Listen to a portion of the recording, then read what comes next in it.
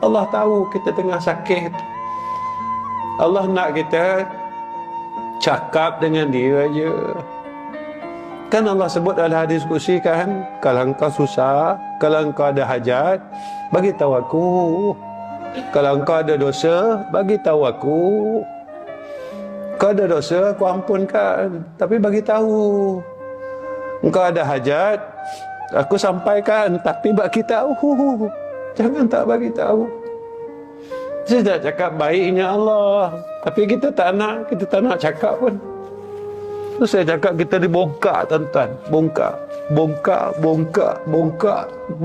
sombong tanpa kita sedar. Bersalahnya belajar, tuan-tuan ya. Bangun pukul 5 pagi tu, ya Allah, aku minta tolong.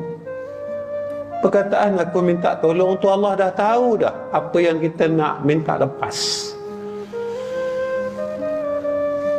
Barulah nama kita ni hamba. Belajar jadi hamba. Dalam dunia kalau kita dah belajar letak diri kita jadi hamba, kat sana senang. Nanti kita datang kepada Allah sebagai seorang hamba. Dan Allah sambut kita sebagai seorang hamba.